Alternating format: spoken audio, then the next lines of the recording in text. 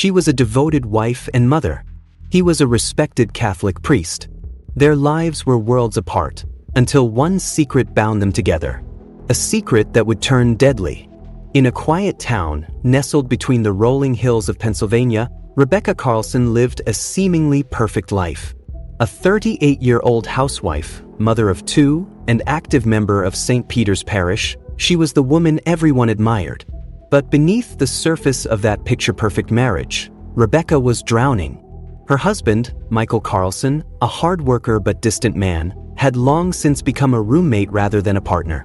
The spark that once lit up their marriage had long since dimmed, giving way to cold routine and silent resentment. And then she met him. Father Gabriel Morales. Charismatic, devoted, dangerous. At 41 years old, he was a pillar of faith and loved by his parishioners. To the outside world, he was a man of discipline and devotion. But behind closed doors, he was harboring desires that were contrary to everything he stood for. What started as private confessions turned into lingering stares, touches that lasted too long, and whispered words that blurred the line between sin and salvation. And before they knew it, they had crossed a line that could never be uncrossed. An affair born in secrecy, driven by passion. But as the forbidden love took root, the danger grew as well. Till one day, someone went dead. When their meetings had been innocent, Rebecca drew solace through Father Gabriel. She poured all her heart inside confessionals that she spoke loneliness, a crumbling marriage, desperation to feel in love again, and Gabriel heard. But with time, weeks turned into something. Their discussions became more profound, more intimate. One evening after the late church service, Gabriel escorted Rebecca to her car. The air was thick with tension. Neither said a word until Gabriel reached out for her hand. "You deserve to be happy, Rebecca." His touch ran shivers down her spine. That night, she lay awake, replaying his words. The way his fingers brushed against hers. The way his eyes lingered too long. She knew it was wrong. But for the first time in years, she felt desired. And then, it happened. A stolen kiss in the dimly lit church hallway. One kiss turned into two, and then there was no turning back. Their secret meetings became more frequent, more reckless. Late-night drives. Whispered conversations behind church doors. Passionate encounters in hidden corners of the rectory. But while they indulged in their forbidden love, they failed to realize someone was watching. Michael Carlson wasn't a moron. For months, he had seen the change in Rebecca. She was radiant, smiling more, checking her phone at odd hours, leaving the house without explanation. And worst of all, she had stopped caring about him altogether. One evening, as Rebecca stepped out for yet another late-night drive, Michael followed her. His heart pounded as he trailed behind, watching her car pull into St. Peter's Church. And then he saw it.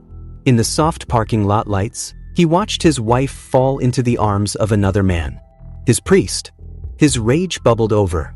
But he did not confront them. Not yet. Instead, he began to make plans. This was not simply a betrayal. This was war. The evening of July 14th came in like any other. Rebecca told Michael she was leaving for a prayer meeting, but Michael knew the truth. And this time, he was ready. At 11:45 p.m., Rebecca met Father Gabriel at their usual spot, a secluded clearing behind the church. They whispered. They kissed. They promised that one day they would run away together. But before they could even dream of escape, a shadow emerged from the darkness. Michael. And in his hand, a gun. Rebecca gasped. Father Gabriel froze.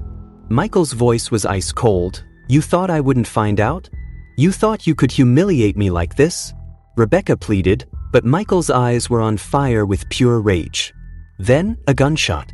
Father Gabriel staggered back, blood blooming across his chest. Rebecca screamed. Michael towered over the fallen form of Gabriel, his breathing ragged, the gun still clutched in his shaking hands. And then he turned to Rebecca. "Look what you made me do." Tears ran down her face as she begged for her life. For one instant, Michael's grip eased. And in that split second, Rebecca ran. She ran for her life. Straight into the arms of a passing stranger, who called the police. When officers arrived, Michael was still standing over Gabriel's lifeless body, muttering prayers under his breath.